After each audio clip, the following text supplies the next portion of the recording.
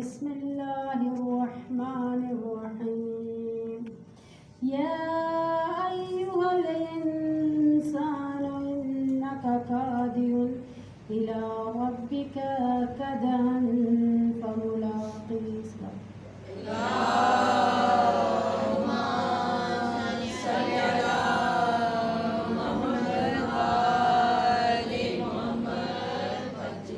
تمام حمد و ثنا اس خالق اکبر کے لیے جس نے وجود کائنات کو مسخر کیا اپنی مخلوقات کے ذریعے. اور مخلوقات میں سب سے زیادہ معیار اور فضیلت انسان کو. ہر مخلوق کی تخلیق پہ اللہ نے فخر نہ کیا، لیکن جب انسان کی خلقت پائے تکمیل پر پہنچی اللہ تبارک و تعالیٰ نے افتخار کیا. وہ انسان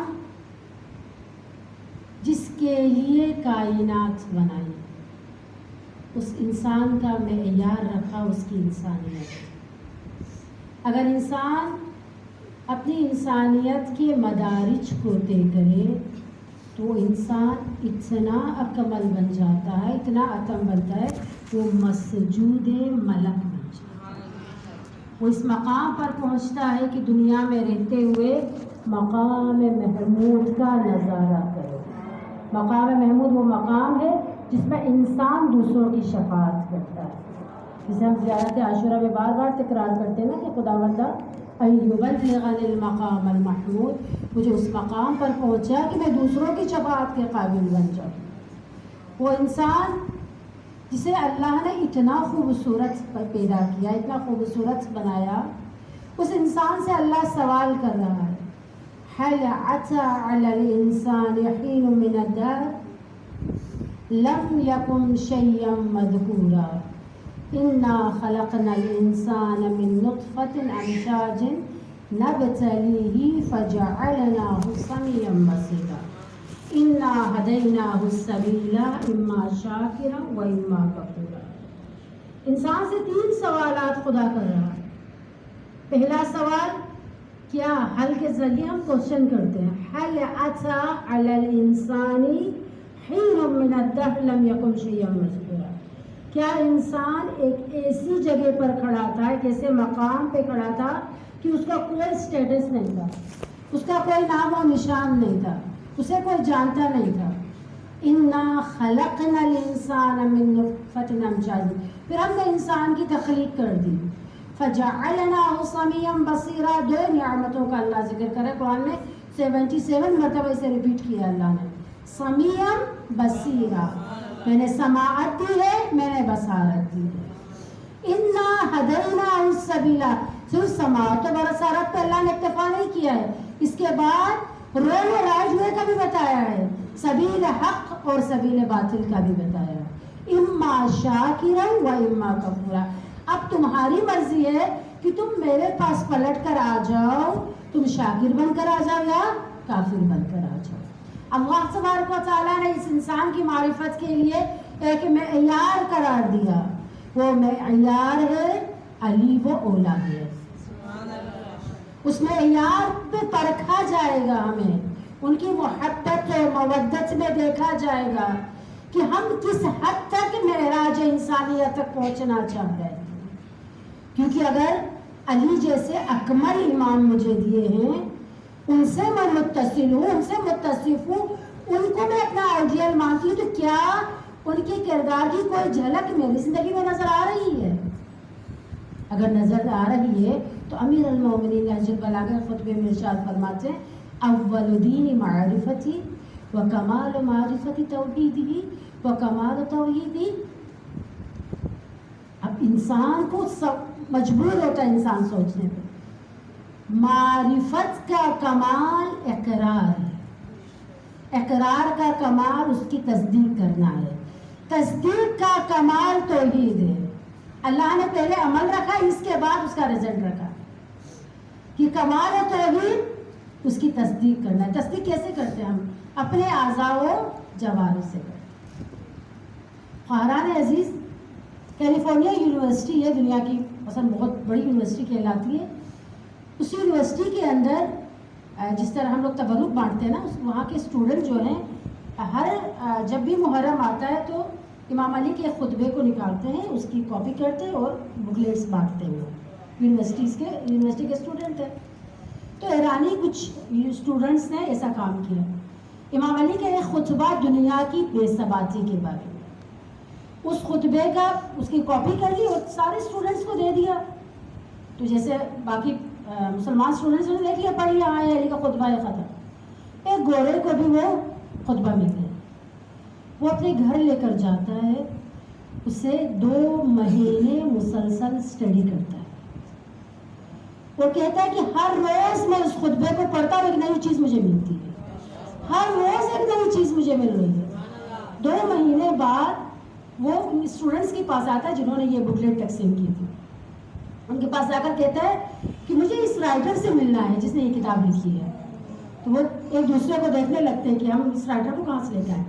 پھر انہیں یاد آتا ہے کہ ہم امام جمعہ کے پاس لے کر جاتے ہیں، خطیب کے پاس لے کر جاتے ہیں، وہ اس کا جواب دے دیں. اس گورے کو لے کر خطیب کے پاس جاتے ہیں جو امام جماعت تھا کیلیفورنیا کا. تو وہ کہتا ہے کہ مجھے کسی حال میں بھی اس رائٹر سے ملنا ہے، میں عاشق ہوں اس رائٹر کا. کہ اتنا خوبصورت کلام میں نے اپنی زندگی میں نہیں پڑھا. اس کا ایک ہی ایک ورڈ میری زندگی کو نیا موڑ پہ کھڑا کر دیتا ہے. تو وہ امام جماعت کہتا ہے کہ یہ تو 1400 سال پہلے شہید ہو چکے ہیں. تو وہ کہتا ہے مجھے یقین نہیں آ رہا ہے. اس کے اندر آج کی سیاست ڈسکس ہے، آج کا اقتصاد ڈسکس ہے، آج کا معاش ڈسکس ہے، آج کی اخلاقیات ڈسکس ہے. 1400 سال پہلے چلے جانے والے کو کیا پتا کہ اس صدی میں کیا ہو رہا ہے. تو وہ کہتا ہے اسی لیے وہ میرے مولا امیر المؤمنین امام المتقین.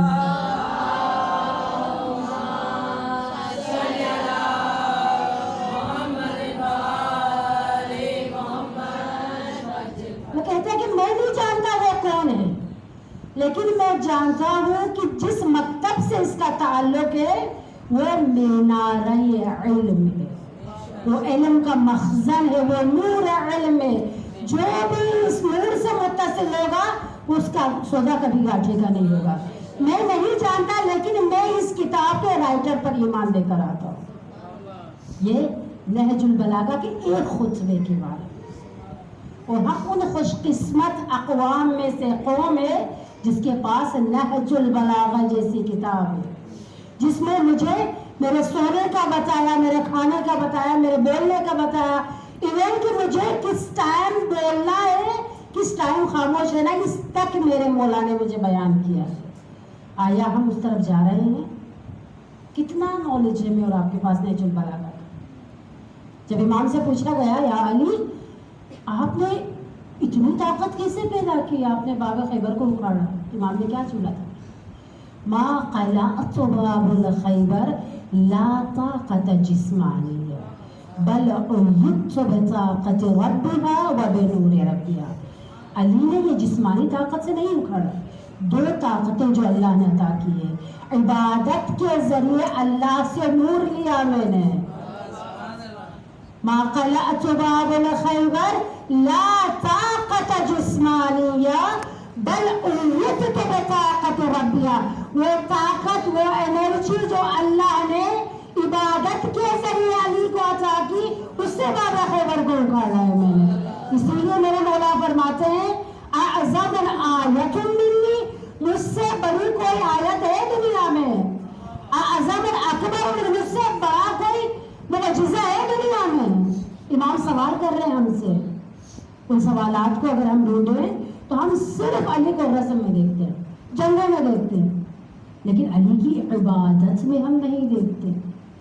علی کی سخاوت میں ہم علی کو نہیں دیکھتے ہیں. علی کی جو انکساری تھی اس میں ہم علی کو نہیں دیکھتے ہیں. ہم مصائب میں پڑھتے ہیں نا کہ امام علی امام حسن دفن کر کے آ رہے تھے امام کو، کیونکہ یہودی رو رہے تھے کہ 3 دن سے میں بھوکا ہوں.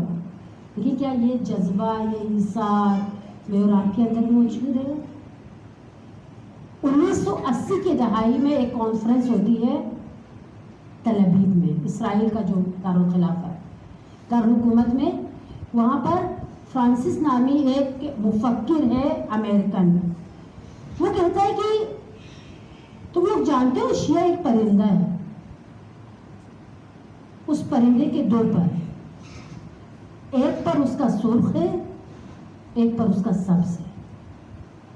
اس کا جو سرخ پر ہے وہ امام حسین کی شہادت ہے، وہ جذبہ شہادت ہے جو شیعوں کے اندر موجود ہے، جس کی جڑیں کربلا سے ملتی ہیں۔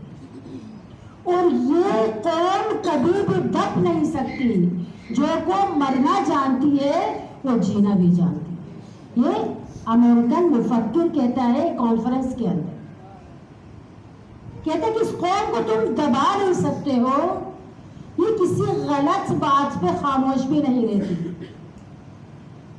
دوسرا پر جو اس پرندے کا ہے وہ سبز ہے، وہ ملتا ہے مہدویت سے، وہ منتظر ہیں۔ اگر کوئی انسان انتظار کر رہا ہو کسی کا تو وہ کبھی خستہ حال نہیں ہوتا، وہ کبھی تھکتا نہیں ہے، وہ ہمیشہ ہر روز نئی انرجی کے ساتھ اٹھتا ہے، اس نئی انرجی کے ذریعے ایک اچھی زندگی گزارنے کی کوشش کرتا ہے۔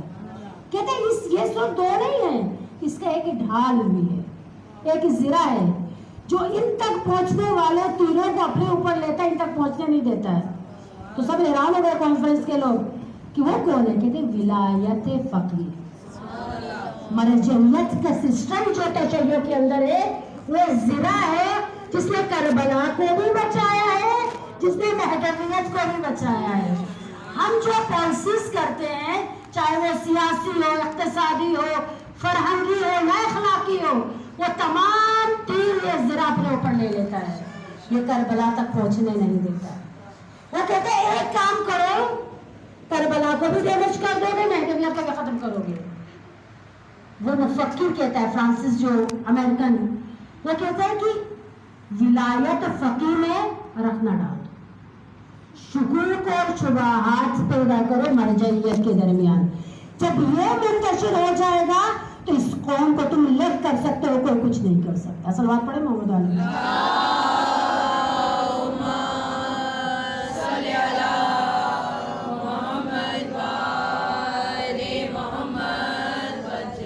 آج کے اس دور میں ہم صرف اپنے آپ سے نہیں لڑ رہے، بہت سارے محاذ ہیں، ان میں سے سب سے بڑا جو محاذ ہے نا جسے ہم نے لڑنا ہے وہ خود اپنے آپ سے۔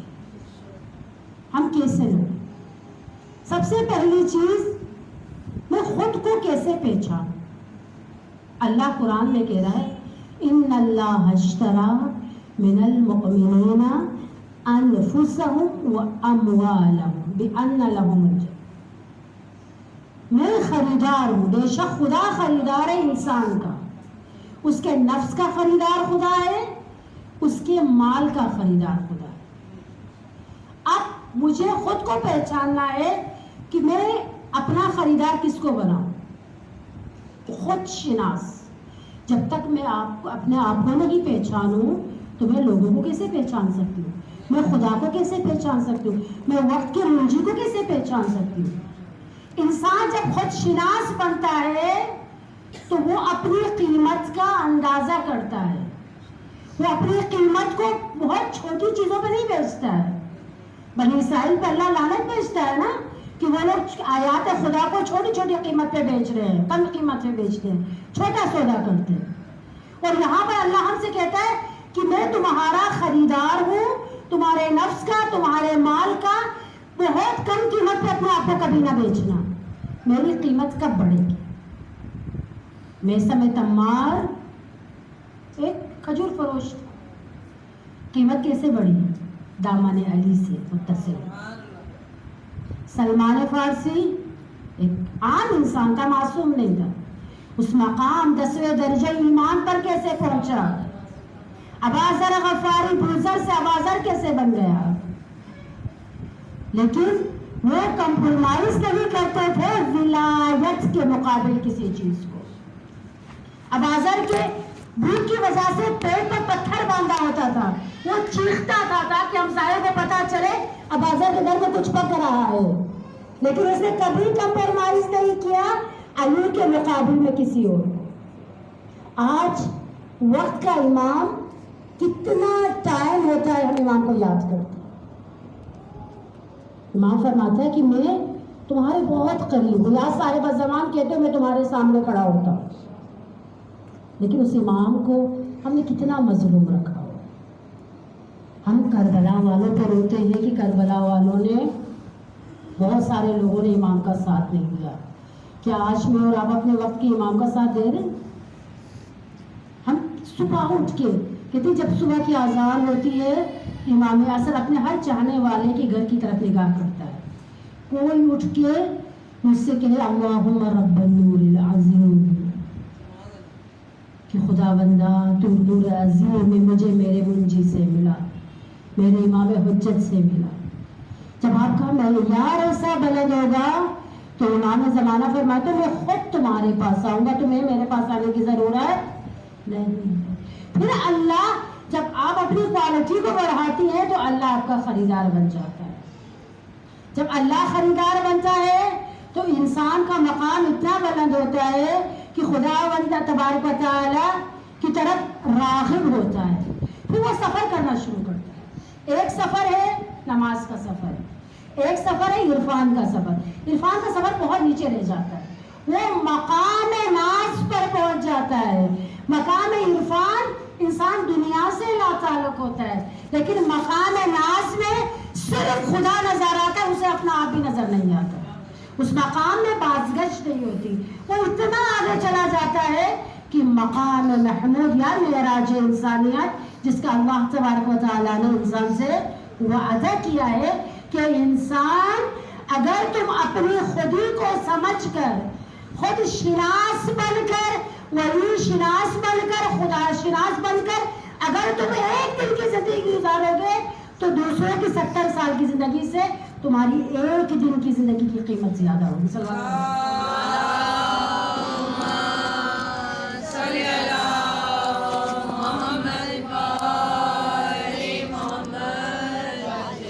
بس ہمیں کربلائی بننا، ہمیں زینبی زندگی گزارنی، ہمیں علوی زندگی گزارنی۔ یہ بولنا ہمیں بہت آسان، لیکن انسان جب کرنا شروع کرتا ہے تو انسان تعجب کرتا ہے کہ ایک اخلاق، ایک چھوٹا سا بد اخلاق، چھوٹی سی بد اخلاقی انسان کو 40 سال پیچھے کھینچ لے، ایک چھوٹا سا تکبر انسان کو ختم کر دیتا ہے، ایک چھوٹی سی انسان کی خود غرضی انسان کے جتنے بھی اعمال ہیں اسے پامال کر دیتا ہے۔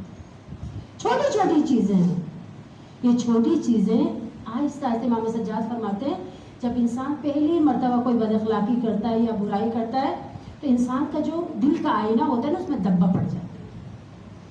اگر اسے صاف کرے بغیر دوسرا دبا پڑ جائے، آہستہ آہستہ دل میں اتنے دبے پڑ جاتے ہیں کہ انسان کو اپنا عکس نظر نہیں آتا۔ جب انسان کو اپنا عکس نظر نہیں آتا تو وقت کے ولی سے بہت دور چلا جاتا ہے، وہ اپنی مرضی سے زندگی کرتا ہے کہ وقت نبی فرماتے ہیں اللہم لا تکلنی طرفۃ عین ابدا، میں نبی کو ایک سیکنڈ کے لیے اپنے حال میں مت چھوڑنا۔ اور خدا امام سجاد فرماتے ہیں جب انسان گناہ پہ بنا کرتا ہے خدا اسے اپنے حال میں چھوڑ دیتا ہے اور اس کی عاقبت ختم ہو جاتی ہے۔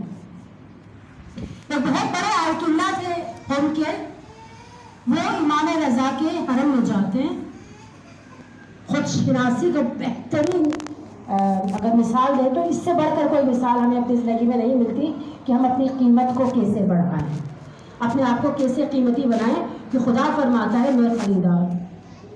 تو کہتے ہیں وہاں پر آیت اللہ مروارید، آیت اللہ فلسفی، آیت اللہ بزرگ تہرانی، بہت بڑے برجستہ عرفا ہیں، بیٹھ کے امام رضا کے صحن میں نماز پڑھنے تھے۔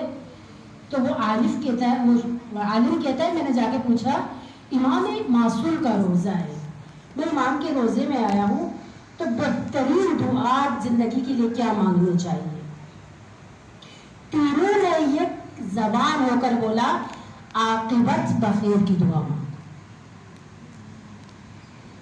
تو کہتا ہے کہ میں نے سوچا کہ تینوں عارفوں نے ایک ہی جواب مجھے دیا کہ عاقبت بخیر کی دعا مانگو۔ کہتے پلٹ کر میں قم آیا تو قم میں نے دیکھا آیت اللہ گل پائیگانی اس وقت مجتہد تھے۔ آیت اللہ گل پائیگانی کے پاس جا کر میں نے سوال کیا کہ آغا زندگی کے لیے سب سے اچھی دعا کیا مانگنی چاہیے؟ تو کہتے ہیں عاقبت بخیر کی دعا مانگو. پھر مجھے تعجب ہوا، 3 عارف جو امام رضا کے حرم میں تھے انہوں نے بھی کہا مجھے عاقبت بخیر کی دعا، یہ وقت کا مجتہد بھی کہہ رہا ہے عاقبت بخیر کی دعا مانگو. تو وہ سوال کرتا ہے کہ آقا میں نے 3 مجتہدین سے یہ سوال کیا تھا کہ عاقبت بخیر کی دعا. تو علامہ گلپائگانی فرماتے ہیں آیت اللہ کہ عاقبت بخیر انسان کی زندگی کے کرتے دھرتے کا رزلٹ ہوتا ہے. عاقبت بخیر کے لیے سب سے بہترین عمل کیا ہے؟ تو آقا فرماتے ہیں سب سے بہترین عمل اپنے اخلاق کو اخلاق اہل بیت سے ضم کر دو. یہ دیکھو آپ کے وقت کا امام کیا چاہ رہا ہے، کیونکہ میں اگر ایمان کی سولجر بننا چاہوں سب سے بنیادی چیز اخلاقیات پہ عمل کروں. اگر میں چاہوں کہ وقت کے ایمان کی نصرت کروں تو اپنے اخلاقیات کو درست کروں. اگر میں دین میں عمل کرنا چاہوں تو اپنے اخلاقیات کو، اس سے ہٹ کر انسان کچھ بھی نہیں ہے. کیونکہ انسان کل انعام بل ہم اضل السبیل، وہ تو حیوان سے بھی بدتر ہے. کیونکہ کھانا کھانا، ایک زندگی گزارنا، یہ تو ایک حیوان بھی کرتا ہے نا، جہاں پر بیٹھتا ہے وہ بھی صاف کر کے بیٹھ جاتا ہے. اصل زندگی کیا ہے؟ ایک ایسی زندگی جس میں اطمینان ہو. اور اللہ فرماتا ہے الا بذکر اللہ تطمئن القلوب، آگاہ رہو صرف میرے ذکر سے تمہیں اطمینان مل سکتا ہے. اور اس ذکر اذکار کو ہم کیسے انجام دیں، خدا کے ذکر کو کیسے انجام دیں؟ اکثر ہم محفلوں میں یا مجالس میں بیٹھتے ہیں یا دوسرے سے باتیں کرتے ہیں تو عرفا کہتے ہیں کہ اگر آپ اپنے اخلاق کو سدھارنا چاہتے ہو خدا کے کسی بھی اسم اعظم کا ورد کرتے رہے. اس کا سب سے پہلا فائدہ کیا ہوگا؟ آپ کی زبان خوبصورت بولنے کی عادی ہو جائے گی. اس کا دوسرا فائدہ یہ ہوگا آپ فضولیات بولنے سے پہلے سوچنا شروع کریں گے. اس کا تیسرا فائدہ یہ ہوگا کہ تم دنیا والوں کے درمیان ہوں گے، عالم بالا میں تمہارا نام عرفا میں لکھا جائے گا. تو ذکر کا اتنا فائدہ ہے، ایک ذاکر بننے کا، اللہ کا ذکر، اللہ کے ذکر کے ذریعے. کیونکہ امام علی فرماتے ہیں میں آیت خدا ہوں. پیغمبر فرماتے ہیں کہ موسیٰ کو عصا آیت میں دی، عیسیٰ کو روح کا زندہ کرنا آیت میں دی، سلیمان کو بادشاہت آیت میں دی. ہاذا علی آیتی، علی میری آیت ہے. اور ہم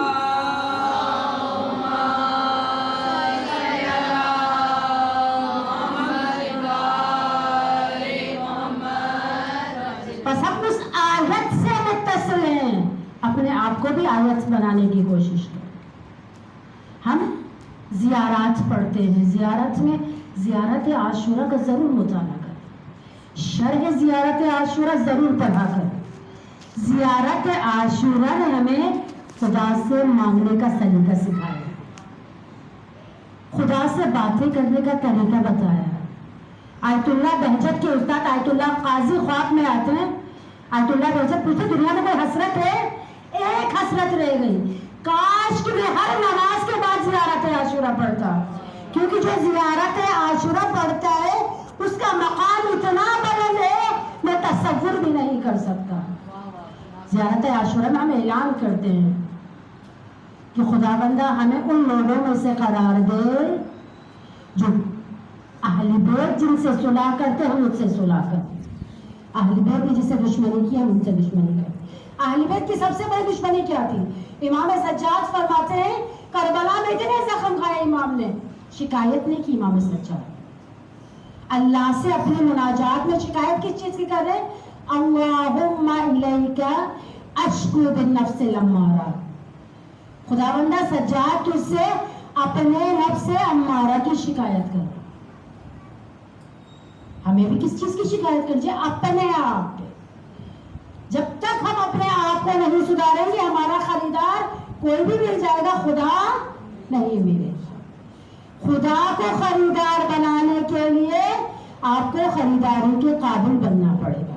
اور پروڈکٹ اچھی بنانی پڑے گی جس کا خریدار خدا خود بولے یا ایتھا النفس المطمئنہ ارجعی الی ربک راضیۃ مرضیہ، کہ تم سے خدا راضی ہے اور خدا تم سے راضی ہے، آ جاؤ پلٹ کر میری طرف۔ یہ مقام ہے جسے مقام ناز کہا جاتا ہے۔ اس مقام پر پہنچنے کے بعد خدا کے علاوہ انسان کو کچھ نظر نہیں آتا۔ آیت اللہ عباس قمی کہتے ہیں اگر تم خالصتاً خدا کے لیے کوئی کام کرو، اس کام میں اتنی برکتیں خدا ڈالتا ہے کہ پوری دنیا کے لیے تمہیں نمونہ عمل بنا دیتا ہے۔ ہمارے پاس مفاتیح الجنان ہے نا، ہر کسی کے گھر میں ہے۔ اگر آپ باہر کی کنٹریز میں پوچھیں، غیر مسلم ممالک کے اندر بھی مفاتیح الجنان ہے، ہر کوئی وہی سے دعائیں لیتا ہے سب۔ آیت اللہ فرماتے ہیں ایک کتاب میں نے لکھی امیر المؤمنین کے رواق میں 20 سال تک وہ کتاب لکھتا رہا میں۔ اس کتاب کو لکھنے کا مقصد کیا تھا؟ وہ کہتے ہیں اس کتاب کو میں نے لکھا اپنے لیے۔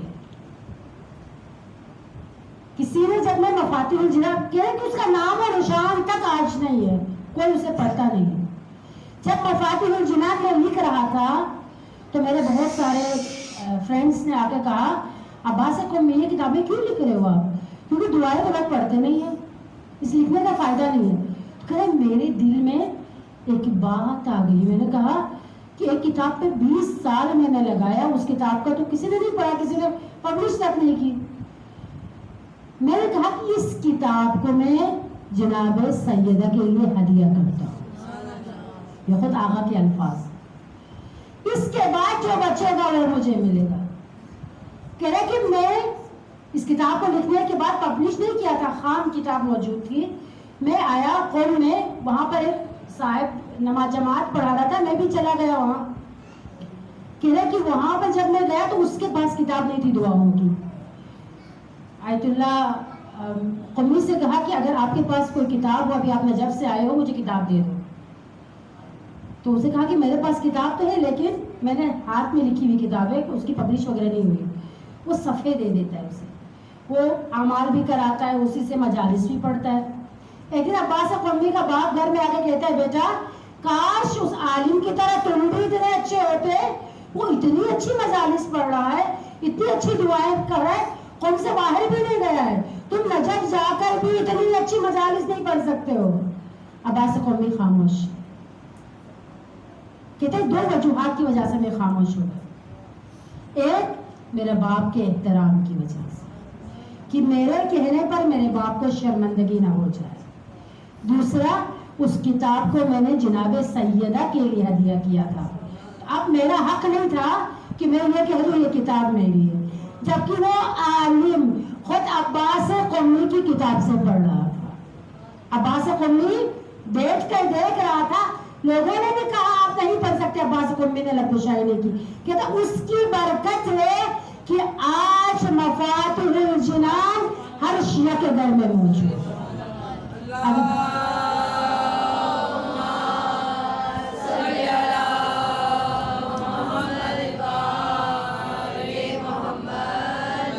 اگر ہم اپنی زندگیوں میں برکت لانا چاہتے ہیں، سب سے پہلی چیز جناب سیدہ کو بیمہ کر دیں کہ بھی یہ کام میں کر رہی ہوں، مجھے توفیق دے اس سے اچھا کام میں کر، کیونکہ فاطمہ الزہرا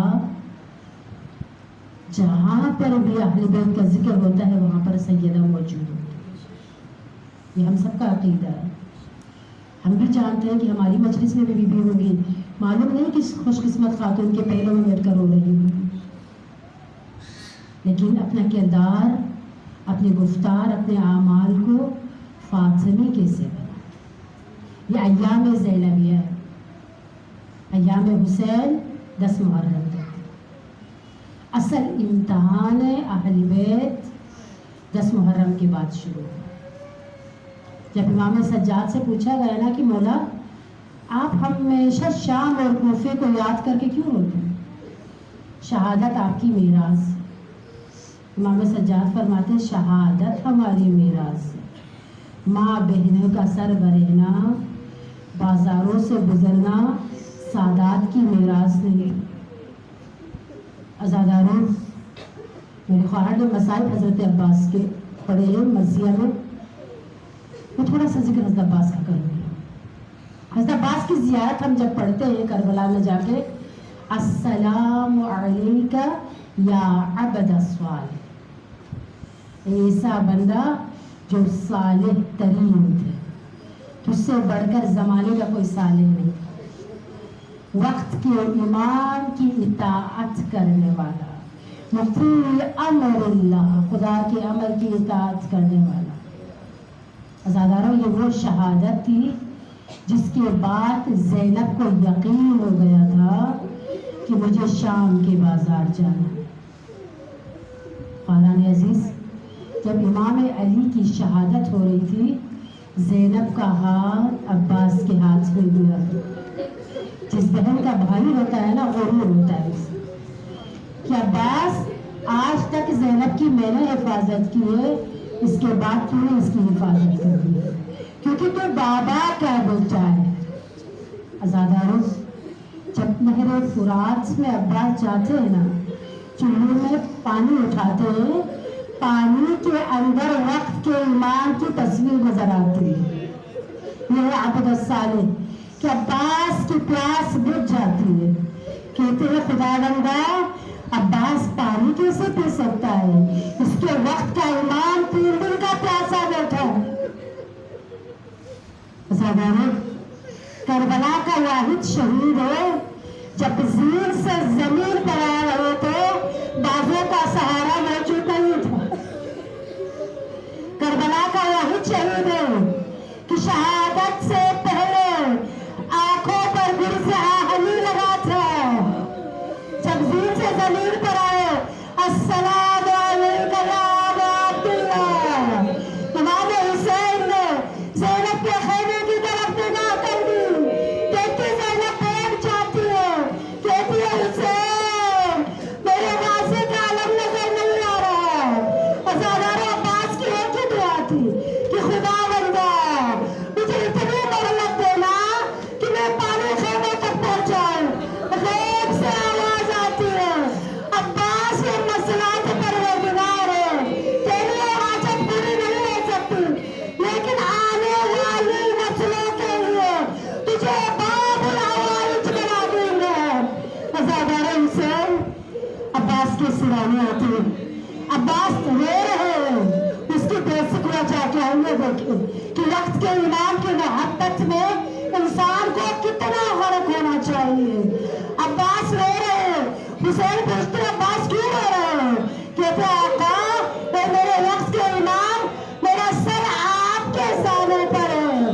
असरे आशीर, चारों तरफ से तीरों तबर आएंगे, आपके सर को तन से जुदा किया जाएगा, आपके सर को आहोश में रखने वाला कोई नहीं। अज़ादारों, जब काफिला निकल रहा था पर करबला से कूफे की तरफ, कहते ज़ैनब ने देख जाया नारियों ने एक एक मजदूर को बिठाया। जब ज़ैनब की बारी आती है, मेरे फराज का रुख करती है, ऐ नवाज़ अब्बास, मेरे भाई अब्बास का, तेरी बहन को सवारी के लिए ज़ामिल खम करने वाला कोई नहीं। शायद करबला के नीचे किनार से आवाज आ रही होगी, काश बहन तेरा हाज़ी जिंदा होता, आज इस आलम ने कूफे के बाजार में न जाना होता। अज़ादारों, रिवायात में है, जब करबला से निकले थे, 112 बच्चे थे जो माओ की आगोश में थे, माओ के हाथ फंसे गर्दन थे। इमाम सज्जाद फरमाते, रातों को दौड़ाया जाता था, बच्चे उछल कर जमीन पर गिर जाते, आने वाली सवारी बच्चे को लग कर देती। करबला पलट कर आए, सिर्फ 12 बच्चे बचे थे। कूफे का बाजार अली की बेटी बैठ जाती है। इमाम सज्जाद फरमाते हैं, अम्मी ज़ैनब, आप तो चचा अब्बास की तरह बहादुर है, क्या हुआ आप बैठ गई? कहती है सज्जाद, मुझे बाबा नहीं प्यारा है,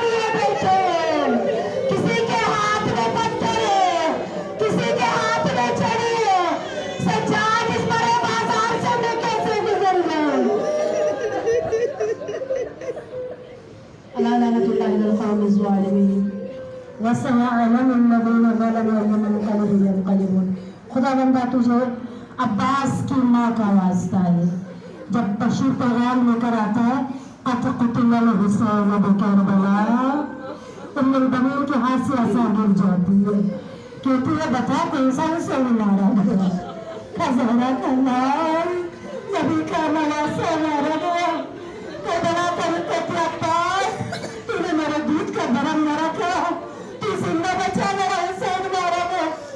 बशीर आगे बढ़कर कहता है ज़मीना क्या कह रही है, अब्बास जब जीन से जमीन पर आ रहे थे ना, दूरी बाजू कट चुके थे, इस माँ की कर्ब का वास्ता है, हमारी औलाद को अब जैसा नहीं बने, खुदावंद हमारी औलाद को नक्शो अब्बास वाली अकबर पर चलना नसीब फरमा, हमारी औलाद को हमारे लिए बाक़ियात सालिहात बना, खुदावंद हमें तो शहादत नसीब फरमा, कब्र की पहली रात से हुसैन की ज़ियारत नसीब फरमा, हशर के दिन तहत लवाया अब्दुल्लाह हुसैन कराए दे, अल्लाहुम्मा रज़ुक़ना फ़ी दुनिया ज़ियारत हुसैन व फ़िल आख़िरति शफ़ाअत हुसैन, अल्लाहुम्मा ज़िदना फ़ी महब्बत हुसैन वजअलना मिनल बाक़ीन फ़ी अज़ाइल हुसैन, अल्लाहुम्मा हशुरना फ़ी ज़ुमरति शियात हुसैन वला तुफ़र्रिक़ बैनना व बैन हुसैन।